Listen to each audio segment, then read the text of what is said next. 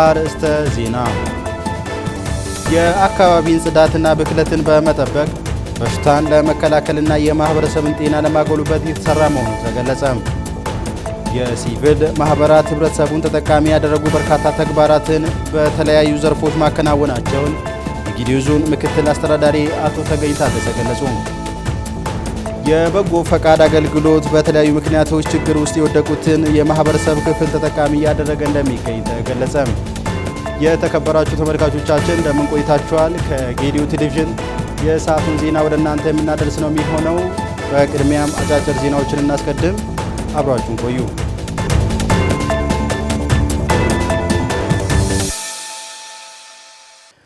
የ12ኛ ክፍል ማጠናቀቂያ ሀገር አቀፍ ፈተና መሰጠት ጀመረ። የ2018 ዓ.ም የ12ኛ ክፍል ማጠናቀቂያ ሀገር አቀፍ ፈተና ከዛሬ ሰኔ 23 ቀን 2018 ዓ.ም ጀምሮ በሀገር አቀፍ ደረጃ መሰጠት ጀምሯል። የትምህርት ሚኒስትሩ ፕሮፌሰር ብርሃኑ ነጋ አብርሆት ቤተ መጻሕፍት በመገኘት የ12ኛ ክፍል ሀገር አቀፍ ፈተናውን አስጀምረዋል። ይህ ሀገር አቀፍ ፈተና እስከ ሐምሌ 16 2018 ዓ.ም ድረስ በመላው ኢትዮጵያ በ607 የፈተና ማዕከላት በ6 ዙር የሚሰጥ ይሆናል። በዛሬው ዕለትም የመጀመሪያው ዙር የተፈጥሮ ሳይንስ ተማሪዎች የኦንላይን ፈተና መሰጠት የጀመረ ሲሆን ፈተናውን በበይነ መረብ የሚወስዱ ተማሪዎች አስቀድሞ በተዘጋጁ ዙሮች በሲስተሙ ላይ አስፈላጊውን ልምምድ ሲያከናውኑ ቆይተዋል። ለዘንድሮ ብሔራዊ ፈተና በድምሩ 563501 ተፈታኞች የተመዘገቡ ሲሆን ከነዚህ መካከል 306456ቱ የተፈጥሮ ሳይንስ እንዲሁም 257045ቱ የማህበራዊ ሳይንስ ተፈታኞች መሆናቸው ታውቀዋል። ፈተናው በበይነ መረብና በወረቀት የሚሰጥ ሲሆን በወረቀት የሚፈተኑ የተፈጥሮ ሳይንስ ተማሪዎች ከሐምሌ 1 እስከ 3 ቀን እንዲሁም የማህበራዊ ሳይንስ ተማሪዎች ከሐምሌ 6 እስከ 8 ቀን 2018 ዓ.ም ፈተናቸውን የሚወስዱ ይሆናል። በአሁኑ ወቅት ፈተናው በዩኒቨርሲቲዎች፣ በትምህርት ቤቶችና በኮሌጆች ውስጥ በሚገኝ ማዕከላት እየተሰጠ ነው። ዘገባው የኢትዮጵያ ብሮድካስቲንግ ኮርፖሬት ነው። በተያያዘም የደቡብ ኢትዮጵያ ክልል ትምህርት ቢሮ ኃላፊ አቶ አብዮት ደምሴም በአርባ ምንጭ ከተማ ባይራ ዳሪ ትምህርት ቤት በመገኘት የ2018 ትምህርት ዘመን የ12ኛ ክፍል ማጠቃለያ ፈተና አስጀምረዋል። የቢሮው ኃላፊ አቶ አብዮት ደምሴ በክልሉ 43 ማዕከላት ከ34000 በላይ የሚሆኑ ተማሪዎች በ6 ዙር ፈተናው እንደሚወስዱ ተናግረዋል። በመጀመሪያው 3 ዙሮች የተፈጥሮ ሳይንስ ተማሪዎች ፈተናውን እንደሚወስዱ ተናግረው የማህበራዊ ሳይንስ ተማሪዎች ደግሞ እስከ ሐምሌ 16 2018 ዓ.ም ድረስ የሚወስዱ ይሆናል ብለዋል። በሀገር አቀፍ ደረጃ ፈተናው በተሳካ ሁኔታ እንዲጠናቀቅ አስፈላጊ ቅድመ ዝግጅት መደረጉንም አቶ አብዮት ገልጸዋል። ዘገባው የክልሉ የመንግስት ኮሚኒኬሽን ነው። በዲላ ዩኒቨርሲቲ የመጀመሪያ ዙር የ12ኛ ክፍል ብሔራዊ መልቀቂያ ፈተና መሰጠት ተጀመረ። ፈተናውን በስኬት ለማጠናቀቅ የዩኒቨርሲቲው ከፍተኛ አመራሮች፣ ከትምህርት ሚኒስቴር የመጡ የፈተና አስተባባሪዎች፣ የአይሲቲ ባለሙያዎች፣ የጸጥታ አካላት እንዲሁም የሚመለከታቸው ባለድርሻ አካላት ከፍተኛ ርብርብ እያደረጉ እንደሆነ ተገልጿል። ዘገባው የዲላ ዩኒቨርሲቲ የሕዝብ ግንኙነት አገልግሎት ነው። ከውጭ ሩሲያ በዩክሬን ላይ ጥቃት ማድረሷን ተከትሎ በትንሹ የ12 ሰዎች ሕይወት አለፈ። የሰዎች ሕይወት ከመቀጠፉን ባሻገር 40 ሰዎች ጉዳት ላይ ደርሶባቸዋል በሚል የዩክሬኑ ፕሬዝዳንት ቮሎዲሚር ዜሌንስኪ ከሰዋል። ሩሲያ በመሠረተ ልማቶቿ ላይ ተደጋጋሚ የሰው አልባ አውሮፕላን ጥቃት እየደረሰባት ነው። በነዳጅ ምርት ሂደቷም ላይ መስተጓጎል እየገጠማት እንደሆነም ተወስቷል። ሞስኮ የፈጸመችው ጥቃት በነዳጅ ማጣሪያዎቿ ላይ ለሚደርሰው ውድመት አጸፋ ነውም ተብሏል። በኢንዱስትሪ ማዕከሏ ኒፕሮ ከተማ ማለትም ከጦር ግንባር በ100 ኪሎ ሜትር ርቀት ላይ ጥቃት ደርሷል። በዛፖሪዥያ፣ ኦዴሳ፣ ሱሚ፣ ካርኪቭ እና መሰል አካባቢዎች ላይ ጥቃት መድረሱን እንዲሁም የሰው ሕይወት መቀጠፉን ፕሬዚዳንት ቮሎዲሚር ዜሌንስኪ አሳውቀዋል። የዩክሬን አጋሮች የአየር መከላከያ ድጋፍ እንዲያደርጉም ፕሬዚዳንቱ ጠይቀዋል። ዘገባው የኤንቢሲ ኢትዮጵያ ነው።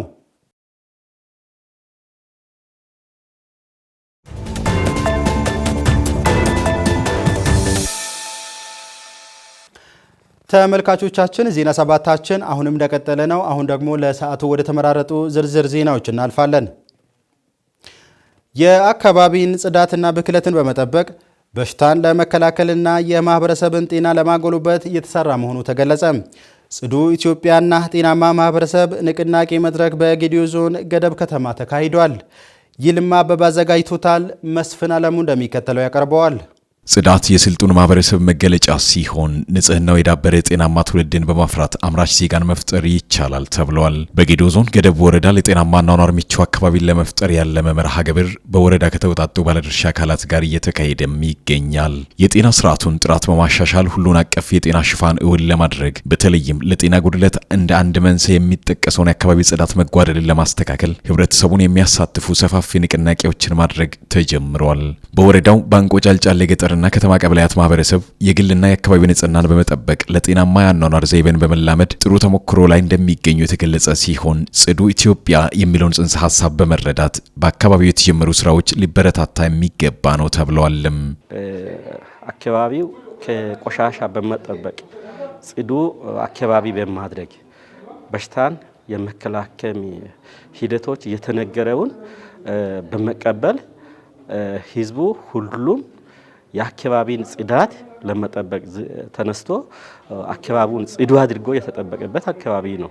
በሌላ መንገድ ደግሞ እነዚህ ሽንት ቤቶች ውጪ ከመጸዳዳት ነፃ በማድረግ የሚመጣውን በሽታ እንከላከላለን የሚለውን ነገር በደንብ ከተረዱ በኋላ ያንን ተግባራዊ ለማድረግ ለትቀን ትኩረት ተሰጥቶ ሁሉም ማህበረሰብ ሽንት ቤት እንዲኖራቸው የተደረገውን ተቀብሎ ሽንት ቤት ሁሉም ማህበረሰብ ሁሉም በየግለሰቡ ሰርቶ በንጽህና የተጠበቀ በንጽህና ከመጠበቅም አልፎ ያው የተመረቀ አካባቢ ነው ማለት ነው።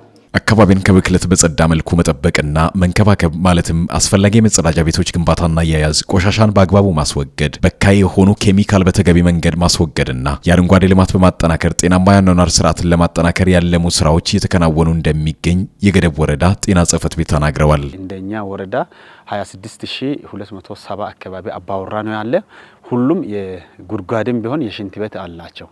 ቢሆንም ግን እስከ 30 አካባቢ ያሉ አባወራዎች ኦዲት ተደርጓል። የሽንት ቤት የላቸውም። ቢሆንም ግን እነሱም ውጪ ነው የሚጽዳዱት የሚለውን ነገር ለይተን በሌሎች እንኳን ሄዶ የሚጽዳዱም ቢሆን ውጪ እንደሚጽዳዱ አድርገን ነውኛ ፈረጅ ነው። በዚህ ልክ ግን ምን ያህል ከአይነ ምድር የሚመጣው በሽታ ሰዎችን እንደሚያጠቃ በዚህ ልክ በተቅማጥ፣ በታይፎይድ፣ በታይፈስ በተለያዩ ወደ ውሃ ወለድ በሽታዎች እንደሚጠቃሰው በዚህ ልክ ተገንዝበን በደንብ እየሰራን ነው ያለነው። ንቅናቄው በአካባቢ የጤና ልማትን በማበልጸግ ጽዱና አረንጓዴ ኢትዮጵያን በመፍጠር ለመጪ ትውልድ ምቹ ሀገር የማስረከብ ጥረት አካል ተደርጎ እየተሰራ እንደሚገኝ የጌዶ ዞን ጤና መምሪያ የበሽታ መከላከልና የጤና ማጎልበት ዳይሬክቶሬት ተወካይ አቶ ተከተል አበራ ገልጸዋል። እንግዲህ ጽዱ አካባቢ መፍጠር ማለት በተለይ ተላላፊ የሆኑ በሽታዎችን ማስወገድ ወይ መቀነስ ነው ሊሆን የሚችለው። እነዚህ በሽታዎችን በተለይ በህፃናት ላይ፣ ተቅማጥ፣ አዋቆች ላይ ኮሌራ በሽታ የመሳሰሉ ታይፎይድ፣ ታይፈስ የመሳሰሉና ሌሎች የአንጀት ጥገኛ ትላትል በሽታዎች ያሉና ተላላፊ የሚሆኑት ከንጽህና ጉድለት የተነሳ። ስለዚህ እነዚህ በሽታዎችን መቀነስ ወይ ማስወገድ የሚቻለው አካባቢውን በተገቢ መንገድ ጽዱ ስናደርግ ነው። ከግል ንጽህና ጀምሮ የቤት ንጽህና አለ፣ የግቢ ውስጥ አለ። ያንዳንዱ ግለሰብ አይነ ምድሩን በአግባቡ ሌሎች በሽታዎችን በማስተላለፍ በማይችል ሁኔታ በተሻሻለ መጸዳጃ ቤቶች ላይ መቅበር ሲችል ነው አካባቢውን ጽዱ ልናደርግ የምንችለው። ከዛም በማለፍ በተለያዩ አካባቢዎች ላይ ያሉ ተቋማት አሉ፣ መንግስታዊ ተቋማት አለ፣ የግል ተቋማት አለ፣ የሃይማኖት ተቋማት አለና እነዚህ ተቋማቶች እንግዲህ እዛም ሄዶ የሚገለገል ሰው ስለሆነ ለነዚህ ሰዎች የሚሆን በአግባቡ ግቢያቸውን የመጸዳጃ ቤታቸውን በአግባቡ መጠቀም ሲችሉ ጽዱ ኢትዮጵያ ይሁን ማድረግ እንችላለን። በተለይም የጤና መጓደል ዋነኛ ምክንያት የግልና የአካባቢ ንጽህናን በተገቢው መንገድ ያለመጠበቅ እንደሆነ የጠቆሙት አቶ ተከተል ለጽዳት አስፈላጊውን አጽንኦት በመስጠት በዝቅተኛ የኑሮ ደረጃ ያሉትን የህብረተሰብ ክፍሎች መታደግና ጤናማ አኗኗርን መሰረት ያደረገ ባህል ማሳደግ ወሳኝ እንደሆነ አመላክተዋል። በቅርቡ በጠቅላይ ሚኒስትር ዶክተር አብይ አህመድ ሐሳብ አመንጭነት የተጀመረው የጽዱ ኢትዮጵያ ኑሮ ለጤና ትብብር ንቅናቄ ይህን ሐሳብ የሚደግፍ ነውም ተብሏል። በዋናነት እንግዲህ ማህበረሰቡ እያንዳንዱ የሚኖርበት አካባቢ የሚንቀሳቀስበት የሚሰራበት አካባቢ ላይ በተገቢ መንገድ ንጽህና የራሱን ንጽህና የግል ንጽህና የአካባቢ ንጽህና መጠበቅ ሲችል ነውና ስለዚህ ከግል ንጽህና ስንጀምር የእጅ ንጽህና አንዱ የሚጠቀስ ነው። እጃችንን በተገቢ መንገድ 5 ወሳኝ ግዛት የሚባላሉ እጅ መታጠብ ያለብን። እነዚህ ግዛት ላይ በተለይ ከምግብ መብላታችን በፊት መጸዳጃ ቤት ደርሰን ከተመለስን በኋላ ምግብ ከማዘጋጀታችን በፊት የተለያዩ ቆሻሻዎችን ከነካን በኋላ በአግባቡ እጅ ማጽዳት መቻል አለብን በውሃና በሳሙና። በዛ በተጨማሪ በተገቢ መንገድ ደግሞ የራሳችን የግል ንጽህና አትሊስት የጸጉር ንጽህና አለ፣ የሰውነት ንጽህና አለና ቢያንስ እያንዳንዱ ግለሰብ ቢያንስ በሳምንት አንድ ጊዜ የራሱን ገላ ጸጉር መታጠብ መቻል አለበት። ይሄ ትንሹ ነው። ቢያንስ ከዛ በላይ መታጠብ አለበትና ቢያንስ አንድ ጊዜ ታጥቦ የራሱን ንጽህና መጠበቅ አለበት። ከዛ በተጨማሪ ደግሞ ከሰው ወደ ሰው የሚተላለፈውን የተለያዩ የአንጀት ጥገኛ ትላትል ይሄ ኮሌራ የሚባሉ በሽታዎችን ሊያስወግድ የሚችለው አይነ ምድር ከሰው የሚወጣም በአግባቡ ማስወገድ ሲችል ነውና እነዚህን በአግባቡ በማስወገድ ከማህበረሰቡ እነዚህ በሽታዎችን መከላከል የምንችልበት ሁኔታ ነው ሊኖር የሚችለው። የሲቪል ማህበራት ህብረተሰቡን ተጠቃሚ ያደረጉ በርካታ ተግባራትን በተለያዩ ዘርፎች ማከናወናቸውን የጌዲዮ ዞን ምክትል አስተዳዳሪ አቶ ተገኝ ታደሰ ገለጹ። በጌዲዮ ዞን የሚገኙ የመንግስትና የሲቪል ድርጅቶች በዞኑ እየተከናወኑ ያሉትን የተለያዩ የልማት ስራዎችን ጉብኝት አድርገዋል። ደፋር ገመድ ያዘጋጀው ዘገባ እንደሚከተለው ይቀርባል። ማህበራቱ ከመስክ ጉብኝት መልስ የ14ኛው ዙር የመንግስት የሲቪል ማህበራት ድርጅቶች ያልተቆጠበ አጋርነት ለሁለንተናዊ እድገት በሚል መሪ ቃል የጋራ የምክክር ፎረም በይርጋ ጨፌ ከተማ አካሂደዋል። በመርሃ ግብሩ ላይ የተገኙት የጌዲዮ ዞን ምክትል አስተዳዳሪና የግብርና መምሪያ ኃላፊ አቶ ተገኝ ታደሰ ማህበራቱ በመንግስት ያልተሸፈኑ የልማት ስራዎችን በተለያዩ ዘርፎች በመሳተፍ በርካታ የህብረተሰብ ክፍሎችን ተጠቃሚ የሚያደርጉ ስራዎችን እየሰሩ ናቸው ብለዋል። በዞኑ የህብረተሰቡን ፍላጎት ለማሟላት በተለያዩ ማህበራዊና ኢኮኖሚያዊ ችግሮች ላይ እየተሰሩ የሚገኙ ተግባራት በተለይም ወጣቶች ካልባሌ ስፍራዎች ተቆጥበው እውቀት በመቅሰም ውጤታማ እንደሚያደርግ ገልጸዋል። በተለይም በግብርና ዘርፍ፣ በትምህርት፣ በጤና ላይ እየተሰሩ ያሉ ስራዎች እጅግ አስደማሚ እንደነበሩ የገለጹት ምክትል አስተዳዳሪው በቀጣይ እንደ ችግር ለተነሱ ጉዳዮች ለሲቪል ማህበራት ምቹ ሁኔታን በመፍጠር ከተለያዩ መምሪያና ባለድርሻ አካላት ጋር በመተባበር ይበልጥ መስራት ያስፈልጋል ብለዋል።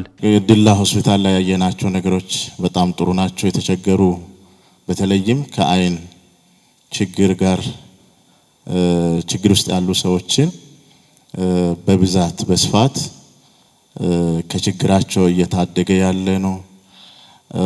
እዛ ጭጮ ገብተን ያየናቸው ነገሮች ሌሎች ጉዳዮችም የጌዲዮ ዞን ብልጽግና ፓርቲ ቅርንጫፍ ጽህፈት ቤት ኃላፊ ኢንጂነር ተመስገን ጥላሁን ሀገር በቀል ግብረሰናይ ድርጅቶች በሀገር ተወልደው በሀገር አድገው መልሰው ለራሳቸው ማህበረሰብ ሰፋፊ አገልግሎት በመስጠት ተጨባጭ ውጤቶችን እያሳዩ ይገኛሉ ብለዋል። በቀጣይም በየከተማና ገጠር አካባቢዎች ላይ ያሉ የህብረተሰብ ፍላጎቶችን መሰረት ባደረገ መልኩ ጥያቄዎችን ለመመለስ መንግስት የራሱን ጥረት እያደረገ መሆኑን ጠቅሰው በቀጣይ እነዚህንና ሌሎች መሰል ስራዎችን ለማፋጠን በርካታ የቤት ስራዎች ስለሚጠብቁ በቅንጅት መስራት እንደሚገባ ማሳስበዋል። ሪፖርቱን በጥሩ ሁኔታ ሰምተናል። ታች ላይ የነበረውን ሁኔታ አይተን ነው ተመለስነው። ብዙ ትምህርት ወስደናል፣ ብዙ ለሰን ወስደናል። እንደኛም ቀጣይም ያው አንዳንዱን ፕሮጀክት ገብተን አይተን ስለነበረ ከዚህ በፊት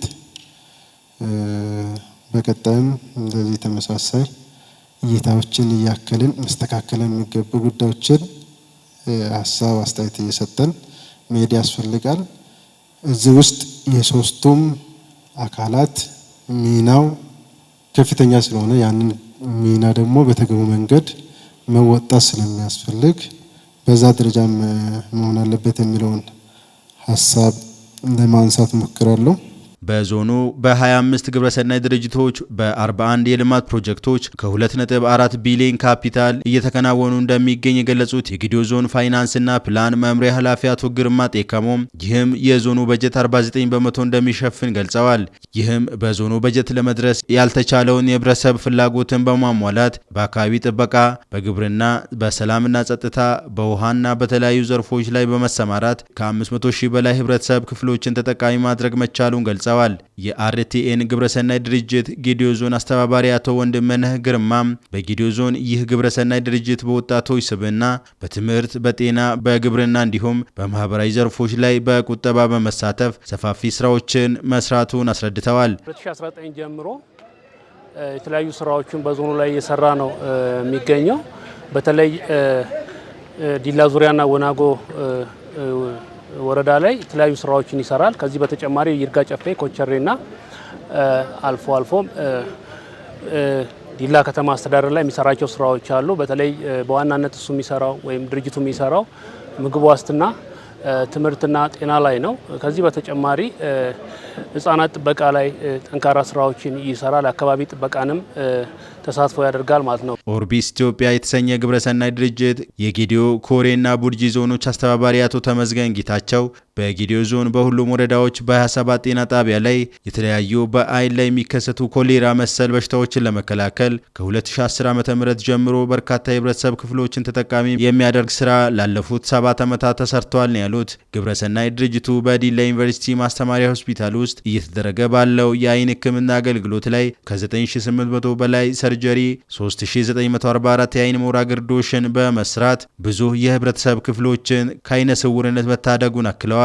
ኦርቢስ ከገባ በኋላ አሁን እስካሁን ድረስ የአደገኛ ትራኮማ ሰርጀሪ የተሰራ ወደ 9800 አካባቢ ሰዎች ሰርጀሪ ሰርተናል ለትራኮማ። በተጨማሪም እነዚህ ሞራ ግርዶሽ ደግሞ የሚባሉ አሉ። እድሜያቸው ከ40 በላይ እንግዲህ ሰው በመሆንበት ጊዜ የአይናችን ሌንስ እየደከመ የሚመጣበት ሁኔታ አለና እሱ ደግሞ ከዚህ በፊት ካታራክት ህክምና ሲሰጥ የነበረው ዝዋይ አካባቢ ነው። አሁን እዚሁ ዲላ ላይ ስፔሻሊስቶች ስላሉን ኦልሞስት ወደ 3944 የሚያህሉ የካታራክት ወይም የሞራ ግርዶሽ ህክምና ሰጥተናል ማለት ነው። የመርሃ ግብሩ ተሳታፊዎችም በዞኑ እየተንቀሳቀሱ ያሉ አጋር ድርጅቶች የህብረተሰቡን ፍላጎት ለማሟላትና የነገ የሀገር ተረካቢ ትውልድን ለመቅረጽ እየተሰራ ያሉ ስራዎች እጅግ አስደማሚ መሆናቸውን ጠቅሰው በቀጣይም ተጠናክረው መቀጠል እንዳለባቸው አሳስበዋል። 25 ሲቪል ሶሳይቲዎች እንዳሉ አንደርስታንድ ማድረግ ችለናል። ያው የሚገኙባቸው ደረጃዎች የተለያዩም ቢሆን ፋንክሽን እያደረጉ አነሰን በዛ 10 ብር 10 ሚሊዮን ለዚህ ህዝብ በጣም ጠቃሚ ነው። አንድ ችግር መቅረፍ እስከቻለ ድረስ በዛ ደረጃ ሁላቸውንም ማመስገን ፈልጋለሁ። እያደረጉ ያለው ጥረት እያደረጉ ያለው እንቅስቃሴ እጅግ በጣም የሚያስመሰግን እንደሆነ ማንሳት ያስፈልጋል ማለት ነው። በመጨረሻም በዞኑ ከፍተኛ አስተዋጽኦ ያበረከቱ ሲቪል ማህበራት የእውቅናና የማበረታቻ ሰርቲፊኬት ተበርክቶላቸዋል። የበጎ ፈቃድ አገልግሎት በተለያዩ ምክንያቶች ችግር ውስጥ የወደቁትን የማህበረሰብ ክፍል ተጠቃሚ እያደረገ እንደሚገኝ ተገለጸ። የዲላ ዩኒቨርሲቲ ማህበረሰብ አገልግሎት ለአቅመ ደካሞች ያስገነባቸውን ቤቶች አስረክቧል። ይስሐቅ አበበ ተጨማሪ አለው። የዲላ ዩኒቨርሲቲ ከሚሰራው የማስተማር ተግባር ባሻገር በማህበረሰብ አገልግሎት የተለያዩ ህብረተሰቡን ተጠቃሚ የሚያደርጉ ስራዎችን እያከናወነ እንደሚገኝ ይታወቃል። በዲላ ከተማ ለሚገኙ አቅመ ደካሞች የዩኒቨርሲቲ ማህበረሰብ አገልግሎት መምህራንን ጨምሮ የተለያዩ አካላትን በማስተባበር 4 ቤቶችን አስረክበዋል። በመርሃ ግብሩም የተገኙት የደቡብ ኢትዮጵያ ክልል ምክትል ርዕሰ መስተዳድር ዶክተር አበባዮ ታደሰ በሀገር ደረጃ የበጎ አገልግሎት ስራ በተጠናከረ ሁኔታ እየቀጠለ እንደሚገኝ በመግለጽ በክልሉ በ18 በተለያዩ ዘርፎች የክረምት በጎ አገልግሎት ተጠናክሮ እንደሚቀጥል ገልጸዋል። የጌዲዮ ዞን በበጎ አገልግሎት በክልል ደረጃ ከፍተኛ ውጤት እያስመዘገበ እንደሚገኝ ጠቅሰው በዩኒቨርሲቲው የተጀመረው የበጎ አድራጎት ስራ የሚደነቅና ተጠናክሮ መቀጠል ያለበት መሆኑንም ጠቅሰዋል። የዲላ ዩኒቨርሲቲ ከዋናው ከማስተማር ተግባር ባሻገር ከማህበረሰቡ ጋር በመቀናጀት ማህበረሰቡን ተጠቃሚ ሊያደርጉ የሚችሉ የተለያዩ ስራዎችን በመስራት ላይ እንደሚገኝ የገለጹት የዩኒቨርሲቲው የማህበረሰብ አገልግሎት አስተባባሪ አቶ ተካልኝ ታደሰ የዩኒቨርሲቲ መምህራንንና የተለያዩ አካላትን በማስተባበር በዲላ ከተማ 4 ቤቶችን ለአቅመ ደካሞች ማስረከብ መቻሉንም ጠቅሰዋል። በተሰራው ጥቂት ስራ ሰዎች ሲደሰቱ ማየት ትልቅ የመንፈስ እርካታ አለው ያሉት አቶ ተካልኝ የበጎ ፈቃደኝነት ተግባር ተጠናክሮ የሚቀጥል መሆኑንም አንስተዋል። ዲላ ዩኒቨርሲቲ ያው ከመማር ማስተማሩ እና ከምርምሩ ስራ በተጨማሪ የማህበረሰብ አገልግሎት ስራዎችን ይሰራል። ከነዚህ ስራዎችም መካከል ደግሞ ዋና ዋና የሚባሉ 4 ስራዎች አሉ። አንዱ ፕሮጀክት ነው። ሁለተኛው የአቅም ግንባታ ስልጠናዎችን መስጠት የማማከር አገልግሎት ነው። ሶስተኛው፣ አራተኛው የበጎ ፈቃድ አገልግሎት ስራ ነው። ይሄ የበጎ ፈቃድ አገልግሎት ስራ በጣም ብዙዎች የሚሳተፉበት ተማሪዎች፣ መምህራን፣ የአካባቢው ማህበረሰብም አብሮን ተሳትፎ የሚሰራበት ነው። የኛ መሰረታዊ ሚና ማስተባበርና እንዲሁም ደግሞ እኛ ጋር በርካታ እውቀት ያላቸው ስላሉ ያንን እውቀት ለማህበረሰቡ መጥቀም በሚችልበት አይነት መንገድ ማምጣት ነው። እጅግ ደስ የሚያሰኝ ስራ ነው። አንዱም ለሌላ ሰው የመኖር ጉዳይ ስለሆነ እንደ ራስህ የምታስባቸው ነገሮች አሉ። አሁን እኛ በእኛ ክፍል ውስጥ መደበኛ ከምንሰራቸው ስራዎቻችን ባሻገር የእነዚህን ልጆች ኃላፊነት ለማስተማር ወስደን ስንሰራ በፊት ከነበርንበት ይልቅ የመስሪያ ቤታችን የአንድነቱ አብሮ የመስራቱ ነገር በጣም ጠንክሯል። በነገራችን ላይ ከሰው ጋር ስለሆነ አብረን እየሰራን ያለነው ለአንድ ዓላማ የቆምንበት ከመስሪያ ቤት ስራም ባሻገር የራሳችን የበጎ ፈቃድ አገልግሎት የድርሻችንን ለመወጣት እየሄድን ስለሆነ ማለት ነው። ሁለተኛ ለአእምሯችንም በጣም ትልቅ እረፍት ነው። ለእኛም ይሁን እዚህ ውስጥ ለሚሳተፉ ሰዎች የሰዎችን ደስታ ማየትን የመሰለ የሚያስደስት ነገር የለም። በማህበረሰብ አገልግሎት በበጎ ፈቃደኝነት የተሰማሩ የዩኒቨርሲቲ መምህራን ከማስተማር ተግባር ባለፈ በእንደዚህ አይነት ተግባራት ላይ መሳተፍ የሚያስደስት መሆኑን ጠቅሰው ከዚህ በኋላም በጋራ ተግባሩን እንደሚያስቀጥሉት ጠቅሰዋል። መጀመሪያ እንግዲህ የትምህርት ስርዓቱም በፊት ከነበረበት ወደ ተግባር ተኮር መምጣት አለበት በሚለው አቅጣጫ እያንዳንዱ ባለሙያ የራሱን አስተዋጽኦ ማድረግ አለበት የሚል በሀሳብ ደረጃ ያሉ ሀሳቦች ነበሩ። እሱ ወደ ተግባር ከመግባቱም በፊት ደግሞ እኛም ማህበረሰባችንን በአጠገብ ስለምናቅ ያሉትን ችግሮች የተለያዩ ችግሮችን እየለየን እነዛ ችግሮችን ደግሞ ወደ ፕሮፖዛል እየቀየርን እነዛ ፕሮፖዛል ደግሞ ከጸደቁ በኋላ በተቻለ መጠን ከሚመለከታቸው አካላት ጋር በተለይ ከዲላ ዩኒቨርሲቲ ማህበረሰብ አገልግሎትና አጋርነት ዳይሬክተር ጋር ቀጥታ ችግሮችን ምንፈታበትን መሬት ላይ አውርደን የምንሰራበትን ሂደት መሞከር ጀምረን ነበረ። ከአምና ጀምሮ ነው ሲሳተፍ የነበረው። እንደነ ዛሬ እንዳያችሁት የአራት ቤቶችን አስመርቀን አስረክበናል ለተጠቃሚዎቹ። ለዚህ መነሻ የሆነው እነዚህ አራቱም ቤተሰቦች ጋር የተለያዩ ችግር የነበረባቸው ቤተሰብ ከመሆኑ የተነሳ አንደኛ ለምሳሌ ወደ ሀርሱ ቀበሌ አካባቢ የነበረው ቤተሰብ ሲኖረው የነበረበት በጣም ለመኖርም ምቹ ባለሆነ ሁኔታ ውስጥ ስለነበሩ ይህንን መነሻ በማድረግ ለነዚህ አራቱ ቤተሰቦች የቤት ግንባታ ወይም ቤት እድሳት ስራ አድርገን ዛሬ አስረክበናል ማለት ነው።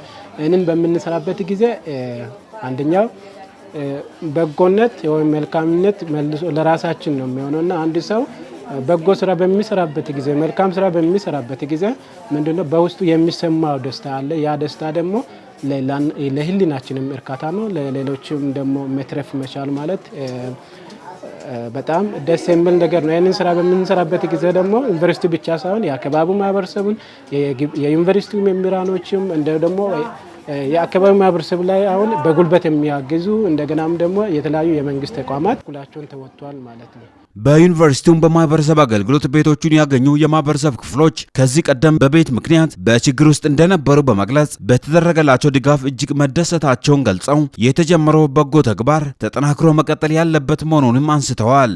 በመጀመሪያ እናንተን ማመሰገን እፈልጋለሁ። ምክንያቱም ቤት አልነበረኝም። ቤት ሰጥታችኋልና ቤት ለሌላችሁም እግዚአብሔር ይስጣችሁ፣ ዘመናችሁን የተባረከ ይሁን።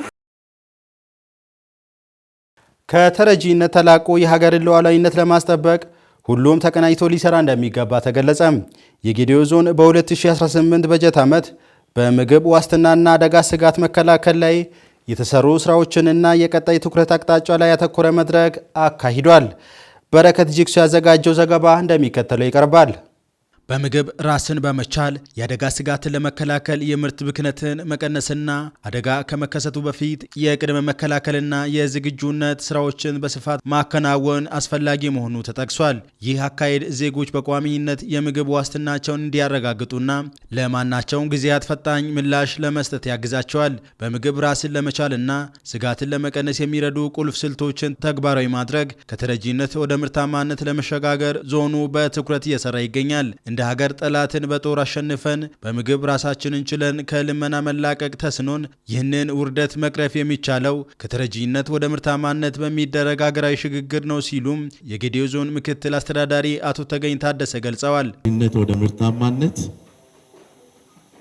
ለዘላቂ ሀገር ክብርና ሉዓላዊነት በሚል በሀገር ደረጃ ኢኒሼቲቭ ሆኖ ሲተገበር የቆየ አጀንዳ ነው።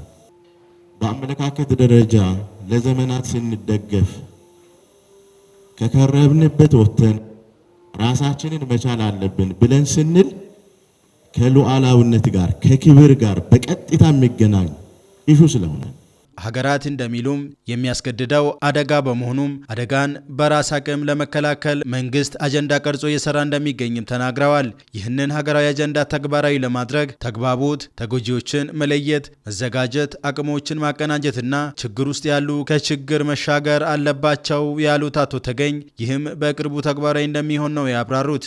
ወደ ተሟላ ክብር ለማሸጋገር ሁሉም አካባቢ እንደ ዜጋ ጥርሳችንን ነክሰን በጋራ ቅንጅት ተመን የምንፈጽመው አጀንዳ እንደሆነ ሁላችንም በተገቢ መንገድ ልንረዳ ልንይዝ ይገባል። እንደ ሀገር ያለብንን ስብራት ለመጠገን ይህ ትውልድ መስዋዕት መሆን አለበት ሲሉ የጌዴኦ ዞን ብልጽግና ፓርቲ ቅርንጫፍ ጽህፈት ቤት ኃላፊ ኢንጂነር ተመስገን ጥላሁን ተናግረዋል። እንደ ሀገር ከፍተኛ ሆነ ስብራት አለን። ስብራቶቹ ተያይዘው የመጡ ናቸው። ስርዓት የፈጠራቸው ናቸው። እነዚህ ስብራቶች ለማለፍ ይሄ ትውልድ አሁን ያለው ትውልድ የሚመጣውን ትውልድ ማሻገር መቻል አለበት የሚል የትውልድ ኢዳ ስላለን በዛው ልክ መስራት ይኖርብናል የሚለው የመደመር መንግስት ዋናው እይታ ነው። ተፈጻሚ መሆን እንዳለባቸው የጠቀሱት ኃላፊው በየአካባቢው ያሉ ተረጂ አርሶ አደሮች ከተረጂነት እንዲወጡ ጠንክረን ልንሰራ ይገባል ብለዋል። መስራት የምንችለው መሬት እያለ መስራት የምንችለው አቅሞች እያሉ የሚለማ መሬት፣ ውሃ፣ ተፈጥሮ የሰጠው ገጸ በረከት 13 ወራቶች የተለያዩ የአየር ጸባይ ሁኔታዎች አቅሞቻችን ናቸው። መስራት የሚችል ዜጋ አለን። ወጣት ኃይል ዜጋ አለን። ሀብት አለን። ያልደረስናቸው ሀብቶች አሉ። ይህንን ሰብስበን የትውልዱን የፖለቲካውን፣ የማህበራዊ፣ የኢኮኖሚያዊ ስብራቶችን መጠገን ያስፈልጋል የሚል ትልቁ የፓርቲያችን ሞቶ።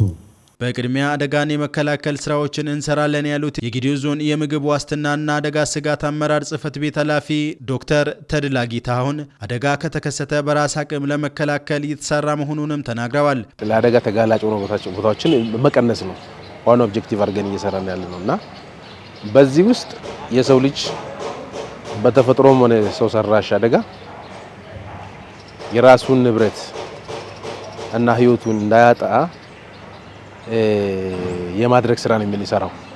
ባለፉት ጊዜያት በየወረዳዎች የተጀመሩ ስራዎች ተስፋ ሰጪ መሆናቸውንም አክለዋል። ሀገራችን ኢትዮጵያ በውጭ ኃይል ቅኝ ያልተገዛች ሉዓላዊት ሀገር ብትሆንም በምግብ ራሷን አለመቻሏ ክብሯን ነክቷል ያሉት ተሳታፊዎቹ ምርታማነትና ምርት አሰባሰብ ላይ ከዚህ በፊት የነበሩ ክፍተቶችን በመሙላት ጠንክሮ እንደሚሰሩም አንስተዋል። ድንገተኛ አደጋ በሚከሰትበት ጊዜ በቂ የምግብ ክምችት ስርዓት እንዲኖር ለማድረግ በትኩረት ለመስራት ዝግጁ መሆናቸውንም ተሳታፊዎቹ አክለዋል። ከቅኝ ግዛት ነፃ በመሆን ብቻ ሳይሆን በምግብም ራሳችንን መቻል አለብን። ተረጂነት አዋራጅ ነው፣ ዝቅ ያደርጋል። እጅ የሚዘረጋ ሰው ክብር የለውም። መናቅ፣ መዋረድ አለ፣ መንቋሸሽ አለ። ከዚህ ራሳችንን በራሳችን አቅም ደግሞ እንችላለን። ከተረጂነት መውጣት፣ ሰብአዊ ድጋፍን በራስ አቅም የማሟላት እና ከሰብአዊ ድጋፍ በራስ አቅም ከማሟላት ባለፈ ደግሞ ሉዓላዊነትም ጭምር ከመሆኑ ጋር ተያይዞ በወረዳችን በተጀመረው ልክ ላለፉት 2 እና ከዛ በላይ ዓመታት አካባቢ ይህንን ኢኒሼቲቭ ተግባራዊ ማድረግ ጀምረን በርካታ ስራዎች እየተሰሩ ናቸው የሚገኙት ማለት ነው።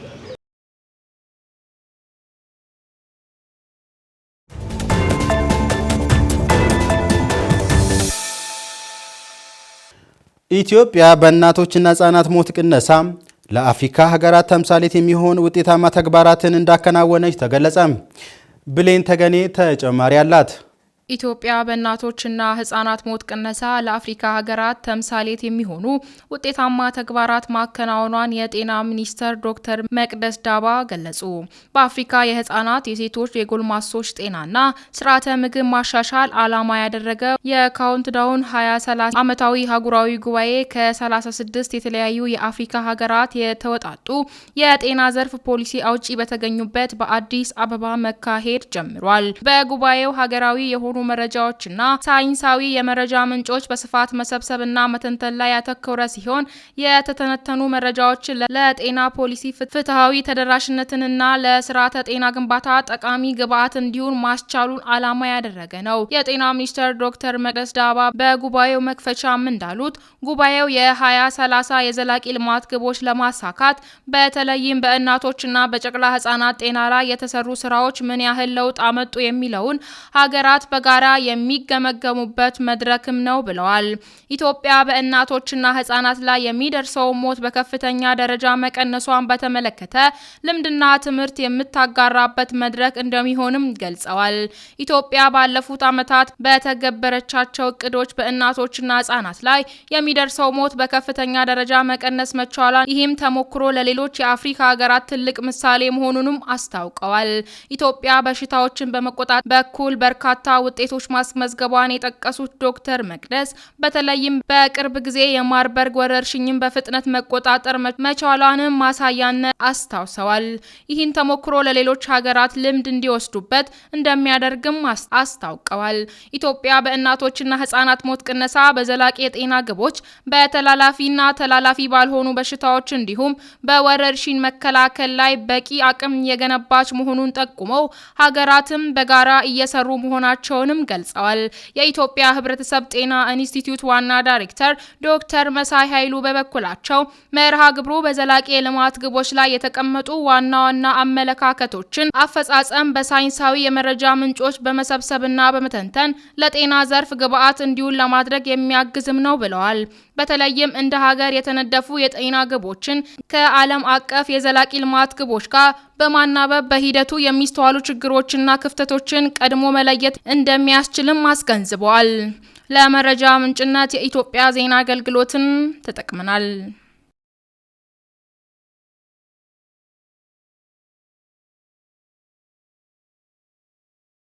ተመልካቾቻችን ዜና ሰባታችንን ከማጠቃለላችን በፊት አበይት ዜናዎቹን በድጋሚ እናስታውሳችሁ። የአካባቢን ጽዳትና ብክለትን በመጠበቅ በሽታን ለመከላከልና የማህበረሰብን ጤና ለማጎልበት የተሰራ መሆኑ ተገለጸ። የሲቪል ማህበራት ህብረተሰቡን ተጠቃሚ ያደረጉ በርካታ ተግባራትን በተለያዩ ዘርፎች ማከናወናቸውን የጌዴኦ ዞን ምክትል አስተዳዳሪ አቶ ተገኝ ታደሰ ገለጹ። የበጎ ፈቃድ አገልግሎት በተለያዩ ምክንያቶች ችግር ውስጥ የወደቁትን የማህበረሰብ ክፍል ተጠቃሚ ያደረገ እንደሚገኝ ተገለጸ። ተመልካቾቻችን በዜና ሰባታችን እነዚህንና ሌሎች ጉዳዮችን አካተን ወደ እናንተ አደረስን። ዜናዎቹን በመምራት እኔ አብነት አበበ ከመላ ስቱዲዮ ባለሙያዎች ጋር በጋራ በመሆን ቆይታ አድርገናል። ከቀሪ ጌዴኦ ቴሌቪዥን ፕሮግራሞች ጋር መልካም ጊዜን ተመኘን። ጤና ይስጥልን።